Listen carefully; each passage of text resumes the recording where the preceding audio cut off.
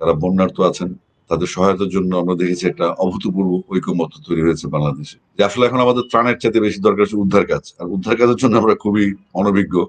আজকে একটা বিশেষ পরিস্থিতিতে আপনাদের সামনে এসেছি।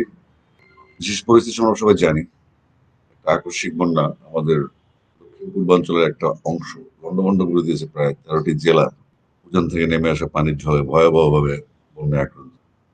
এটা নিয়ে আমাদের দেশের মানুষ আসলে শান্তিতে নেই।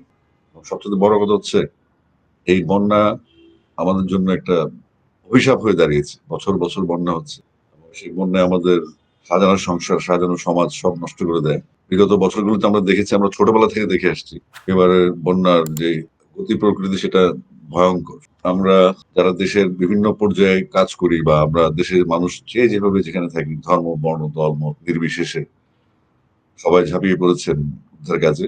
এবং যারা বন্যার্ত আছেন তাদের সহায়তার জন্য আমরা দেখেছি একটা অভূতপূর্ব ঐকমত্য তৈরি হয়েছে বাংলাদেশে। বাংলাদেশের মানুষ এরকম বিপর্যয়ে আনন্দে সবাই একসাথে হয়ে যায়, এটা আমাদের জন্য একটা ইউনিক সাইড। আমাদের দেশের সামাজিক যে সম্প্রীতি, বন্ধন, আত্মীয়তা, বন্ধুত্ব, এগুলো আসলে বিশ্বে অত্যন্ত বিরল।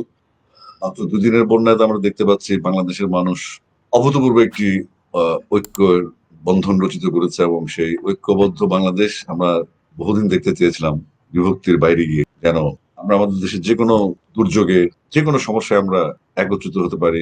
একত্রিত হয়ে যে কোনো সমস্যা উদ্ভব হোক, আমরা যেন সেটাকে ফেস করতে পারি। যে আসলে এখন আমাদের ত্রাণের চাইতে বেশি দরকার হচ্ছে উদ্ধার কাজ, আর উদ্ধার কাজের জন্য আমরা খুবই অনভিজ্ঞ। ইতিমধ্যে আমাদের স্বেচ্ছাসেবী যারা ছাত্ররা আছেন এলাকা ভিত্তিক বিভিন্ন জায়গা থেকে স্পিড বোট, নৌকা, ত্রাণ সামগ্রী এবং উদ্ধার সরঞ্জাম নিয়ে তারা যাচ্ছেন। চেষ্টা করা হচ্ছে আসলে দেশটার এইবার যে পরিস্থিতি দাঁড়িয়েছে সেটা আকস্মিক বন্যা এবং কোনো নোটিশ ছাড়া বন্যায় আমরা মোটামুটি বিপর্যস্ত।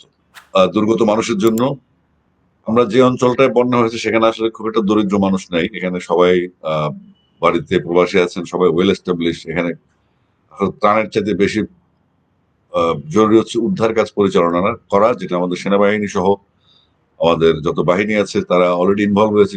বিজিবি ইনভলভ হয়েছে, ছাত্র সমাজ ইনভলভ হয়েছে। আমি দেখতে পাচ্ছি আমাদের বাংলাদেশের যারা হিন্দু, বাংলায় যারা মুসলিম, বাংলায় যারা বৌদ্ধ, বাংলায় যারা খ্রিস্টান, খুবই খুশির খবর যে তারা ইতিমধ্যে দুর্গাপূজার আহ খরচ, যেটা ফান্ড তারা সারা বছর ধরে জমায়, কিংবা জন্মাষ্টমীর মিছিল করার জন্য যে ফান্ড গুলো তারা সারা বছর জমায়, সেগুলি তারা ত্রাণ তহবিলে দিচ্ছেন এবং ত্রাণের কাজে লাগাচ্ছেন। এটা একটা অনেক বড় ইউনিক সাইড। আমাদের দেশে একটা সম্প্রীতির দেশ, এখানে আমরা সবাই বসবাস করি। এবং এখানে আসলে কোনো সংখ্যালঘু বা সংখ্যাগুরু বলতে কোনো শব্দ আমি ব্যবহার করতে চাই না। আমরা সবাই বাংলাদেশের অধিবাসী, জন্মসূত্রে আমরা বাংলাদেশের নাগরিক। এবং এই বাংলাদেশ আমাদের, এই বাংলাদেশে কোনো ভেদাভেদ নাই, ভেদাভেদ থাকা উচিত না। কিভাবে আমরা মানুষের পাশে দাঁড়াতে পারি, কারণ এই বন্যার এফেক্ট কিন্তু থাকবে দীর্ঘদিন। আমরা ধরে নিচ্ছি যে 3 মাস পর্যন্ত এটার একটা বৈরী একটা বিরূপ একটা প্রতিক্রিয়া আমরা ফেস করব। এবং সেখানে আমাদের হাতে হাতে কাজ করতে হবে, কাঁধে কাঁধ মিলিয়ে কাজ করতে হবে। আমি একটু আগে খবর পেলাম আমাদের কুমিল্লায় জন্মাষ্টমীর যে প্রোগ্রামটা ছিল, আমাদের একটা ছোট ভাই আছে রুবেল পাল, তার পেজে দেখলাম সে বলছে জন্মাষ্টমীর সমস্ত খরচ তারা ত্রাণের কাজে ব্যবহার করবেন। এটা একটা গুড সাইড। আমি দেখেছি পাহাড়ে মানুষ, চট্টগ্রাম যদি প্লাবিত হয়েছে, খাগড়াছড়ি প্লাবিত হয়েছে। এবং আপনারা সবাই জানেন চট্টগ্রামের জোয়ারের পানিটা আমাদের জন্য খুবই একটা ভীতিকর অবস্থা সৃষ্টি করে সবসময়। সবকিছু মিলে কুমিল্লা, ফেনী, নোয়াখালী, খাগড়াছড়ি, ব্রাহ্মণবাড়িয়া, হবিগঞ্জ, সুনামগঞ্জ, মৌলভীবাজার, বিশেষ করে আমি আমি আমার কথা বলতে চাই, আমি আসলে কুমিল্লা শহরে এত বছর জন্মের পরে আমি কুমিল্লা কখনো বন্যা দেখিনি। কুমিল্লার সাইডে হয়েছে, আমাদের মুরাদনগর, দেবীদের ওই সাইডে বন্যা হয়েছে, কিন্তু শহরে পানি উঠতে আমি দেখিনি। কিন্তু এবার বাঁধের পানি চেয়ে শহরে পানি ঢুকেছে।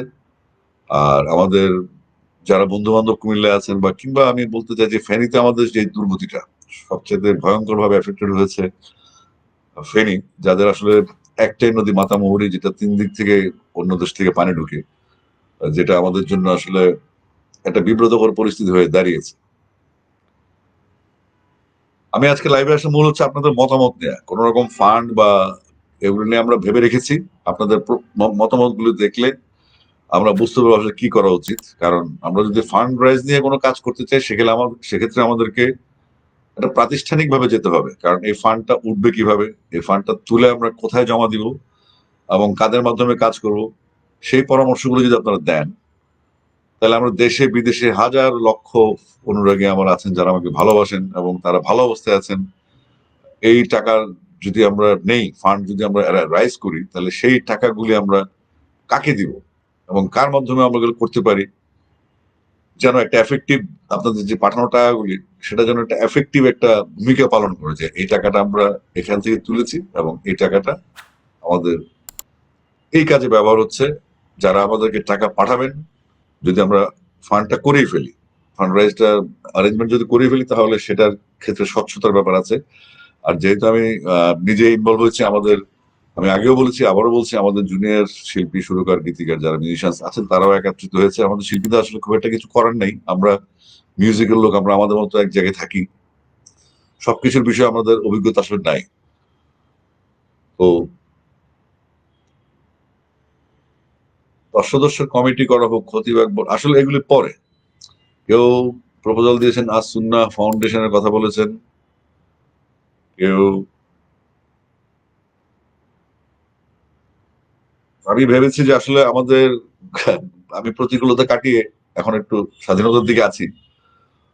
আমি ভাবছি আমার একটা ফাউন্ডেশন আমার তৈরি করা উচিত, কারণ আমাদের এই বছর বছর বন্যা হচ্ছে এবং আমরা তো আজকে এই কথা এই সাইডের কথা বলছি, আমরা যেহেতু এই অঞ্চলের মানুষ, কিন্তু প্রত্যেক বছরই উত্তরবঙ্গে 2-3 বার করে বন্যা হয়। আমাদের উজানে 54টা নদীর মধ্যে আসা 30টার মধ্যে বাঁধ দেওয়া হয়েছে, যেগুলো, যে বাঁধের এগেনস্টে আসলে আমাদের বাঁধও তৈরি করতে হবে, কারণ আমরা 53 বছর বয়সী একটা দেশ, আমরা এখন আমাদের নিজের জন্য কিছু করতে পারিনি।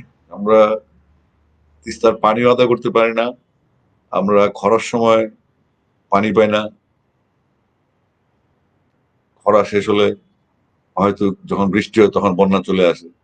এই ধরনের কালচার থেকে আমাদেরকে বেরোতে হবে। আমি মনে করি যে আমরা যেই পরিস্থিতিতে বাংলাদেশে বন্যা ফেস করি, যে ধরনের ঘূর্ণিঝড় আসে, যে প্রাকৃতিক দুর্যোগগুলি আমাদের আসে বছর বছর, এগুলোর জন্য বাংলাদেশ এগোতে পারছে না। আমি ছোটবেলায় শুনতাম, আহ বিশেষজ্ঞদের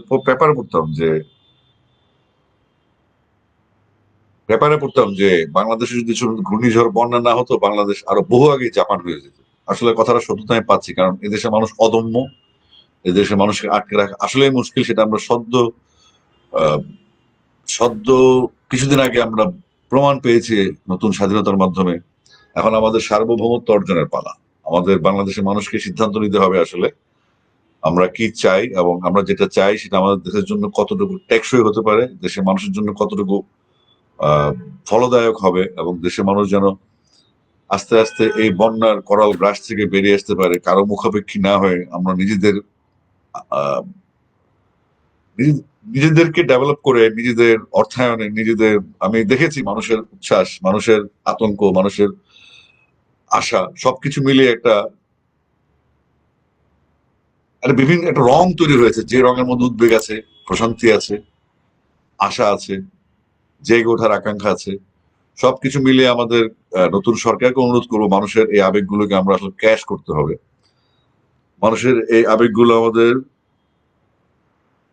ক্যাশ করে মানুষের পাশে দাঁড়াতে হবে। আমরা প্রত্যেকটা মানুষই, আমরা যদি সামাজিক প্রাণী, সমাজবদ্ধ মানুষ, সমাজের আহ কারো কোনো ব্যক্তির বা কোনো পরিবারের বা কোনো গোত্রের যদি কোনো সমস্যা, সেটা আসলে আমাদের রাষ্ট্রের সমস্যা, আমাদের সমাজের সমস্যা। এখান থেকে বের হয়ে যাওয়ার কোনো উপায় নেই।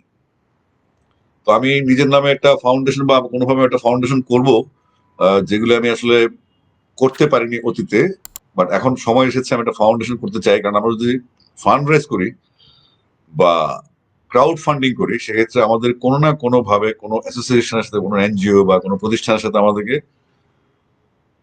যুক্ত হতে হবে। তো সেটা আমরা আসলে যুক্ত হয়ে আমরা কি করব, আমাদের এটা অনেক লম্বা প্রসিডিওর, কারণ নির্দিষ্ট কোনো টাকা আসে, সেটা এটা তোলার জন্য সময় নেয়া, এগুলো নিয়ে অনেক জটিলতা আছে। এগুলো আমরা চেক আউট করছি, আমরা কোথায় কিভাবে কি করতে পারি।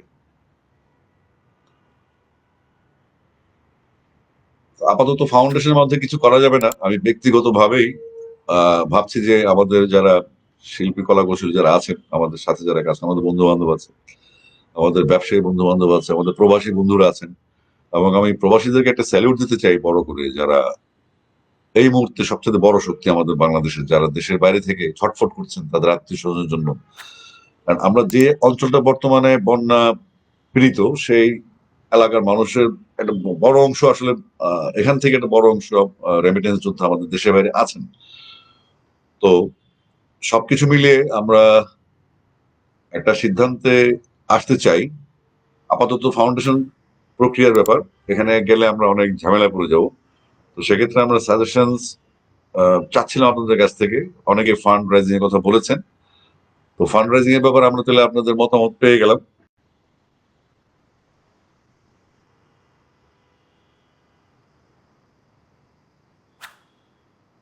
ফান্ড রাইজিং আমরা যেতে চাচ্ছি, ফান্ড রাইজিং যেতে চাচ্ছি, এবং আমাদের টার্গেট হচ্ছে যে আমরা বছরব্যাপী আসলে যে দুর্যোগগুলি হবে, আজকে হয়েছে বন্যা, কালকে হয়তো ঘূর্ণিঝড়, আবার আমরা শুধু এদিকের বন্যায় যে ফোকাসটা করছি, সেই বন্যাটা কিন্তু উত্তরবঙ্গের মানুষ, পশ্চিমাঞ্চলের মানুষ কয়েকদিন পর পরই ফেস করে। এটা একটা দুর্বিষহ। আমাদের যে বেড়িবাঁধ গুলি আছে দক্ষিণে, সাতক্ষীরা ওই অঞ্চলের দিকে, উপকূলীয় অঞ্চলগুলির দিকে, প্রত্যেকবার এই দুর্বৃত্তরা বেড়িবাঁধ বানায়, দুর্বল করে বানায়, যে বেড়িবাঁধ গুলি স্বল্প স্রোতে তোরে ভেসে যায়। তো এই সমস্ত দুর্নীতিগুলো আসলে দূর করতে হবে। কারণ এই যে পিডব্লিউডি বা ওয়াপদা যারা কাজ করেন, তাদের কি নজরদারি জানতে হবে। যেসব ঠিকাদাররা কাজ করেন, বছর বছর বন্যা আসবে, বছর বছর ভাঙবে, বছর বছর আবার ফান্ড যাবে, সেই ফান্ড আবার তুলে যাবে পানিতে। এই ধরনের ডাকাতি আর দেশে চলতে দেওয়া যাবে না। এদিকে আমাদের মনোযোগ রাখতে হবে। আমি দেখেছি কলম্বোতে, আমি দেখেছি দেশের বাইরে বিভিন্ন জায়গায়, যে তারা স্থায়ী বাঁধ তৈরি করে সমুদ্র পর্যন্ত নিয়ন্ত্রণ নিয়েছে। এমনকি নেদারল্যান্ডের মতো দেশ, যারা সমুদ্র পৃষ্ঠের নিচে অবস্থান করছে, তারা পুরা দেশে একটা বাঁধ দিয়ে তাদের ল্যান্ড হল্যান্ড তৈরি করেছে।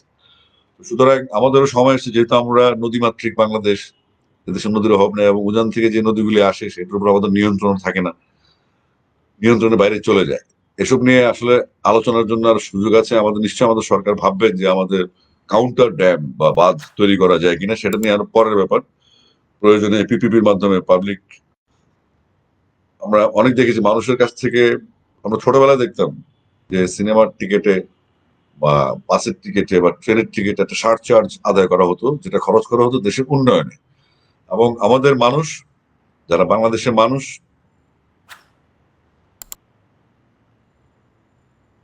এই সমস্ত কাজে অভ্যস্ত। আমরা দেখেছি এই ধরনের স্বেচ্ছাসেবী নিয়ে দেশের বাইরে আমি অনেক ঘুরেছি। আমাদের মধ্যে যে সামাজিকতা আছে, মানুষের সাথে মানুষের ভালোবাসা আছে এবং মানুষের প্রতি মানুষের প্রেম আছে, সেটা পৃথিবীতে খুব বিরল, খুব বিরল। আমাদের সামাজিকতা হচ্ছে আমাদের শক্তি। আমরা মানুষের পাশে দাঁড়াই, ধর্ম, বর্ণ, দল, মত নির্বিশেষে। এটা আমাদের একটা যোগ্যতা, এবং আমি মনে করি আমাদের এই শক্তিটা আমাদের জন্য অনেক বেশি, অনেক বেশি উদ্দীপনার কাজ করবে, কাজ করে যাচ্ছে, আরো কাজ করবে। ভবিষ্যতে তরুণ প্রজন্ম দায়িত্বে এসেছে, তারা অনেক সচেতন। আমাদের তরুণরা জেগে উঠেছে, এবং তাদের ম্যানেজমেন্টে আমরা এখন যেটা আছি দেখতে পাচ্ছি, 20-25 দিনের মধ্যে, 22 দিন, 17 দিন হয়েছে তারা উপদেষ্টা মন্ডলী দ্বারা অন্তর্বর্তীকালীন সরকার চলছে, এবং তারা তাদের সাধ্যমতো চেষ্টা করছে ভালো রাষ্ট্রের ভালো ভালো মানুষদেরকে ভালো ভালো জায়গায় নিয়ে আসার জন্য।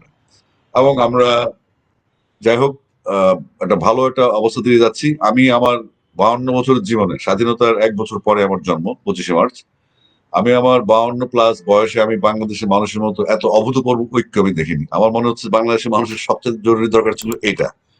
এই শক্তিটাই আমাদের সম্পদে পরিণত করতে হবে, পরিণত করা উচিত। আমরা আসেন কেউ কাউকে ছোট না করি, কাউকে ছোট দৃষ্টিতে না দেখি, কারো প্রতি কোনো বিদ্বেষ না রাখি, কোনো ধর্ম, রাজনৈতিক, সামাজিক দ্বন্দ্ব বিভেদ ভুলে আমরা আমাদের জন্য কাজ করব, আমাদের দেশের মানুষের জন্য কাজ করব। অতীতে যেসব নোংরামি হয়েছে, সেসব নোংরামি থেকে আমরা বের হয়ে যাব। বের হয়ে আমরা নতুন জাতি হিসেবে আত্মপ্রকাশ করবো, ফ্রেশ। এই বন্যা শেষে যেমন সুন্দর একটা ভূমি বেরোবে, আবার সবুজ হবে, আবার ফসল আসবে, আবার মানুষ আনন্দ থাকবে, কিন্তু শেষ পর্যন্ত লুজার হয়ে যায় আমাদের উপকূলের মানুষজন, উত্তরাঞ্চলের মানুষজন, এবং আমাদের প্রান্তিক কৃষক যারা আছেন। আসলে এই কৃষকদের জন্য আমাদের দেশটা টিকে আছে। আমি মনে করি যে বাংলাদেশের সবচেয়ে বড় শক্তি হচ্ছে আমাদের কৃষক। আমাদের কৃষিকাজের জন্য যারা নিযুক্ত আছেন, আমাদের খামারি আছেন, আমাদের কামার কুমার তাঁতি জেলে সবাই আছেন, এবং তারা তাদের কাজটা করছে। তারা সবচাইতে দুর্ভোগে থাকেন সারা বছর। দেখা যাচ্ছে এই বন্যা শেষ হওয়ার পরে দাদন ব্যবসা শুরু হবে, মানুষ সুদে টাকা নেবে, বাড়িঘর বন্ধক দিবে, আবার সে ভূমিহীন হয়ে যাবে। আমার কথা হচ্ছে যে আমাদের প্রচুর আশ্রয় শেল্টার তৈরি করতে হবে, যেটা রাষ্ট্র নিশ্চয় করবেন এবং করেছেন, অতীতেও করেছেন, ভবিষ্যতেও করবেন। তবে এইবার এই বন্যাটা আমাদেরকে শিখিয়ে দিয়ে গেছে যে আমাদের আরেকটু ইউনাইটেড হয়ে একটা বাস্তবিক একটা ফিলোসফি নিয়ে, জেনুইন একটা প্ল্যান নিয়ে আমাদেরকে এগিয়ে যেতে হবে বাংলাদেশকে এ সমস্ত দুর্যোগ দুর্বিপাক থেকে রক্ষা করার জন্য। আমরা কাঁধে কাঁধ মিলে কাজ করে যাচ্ছি।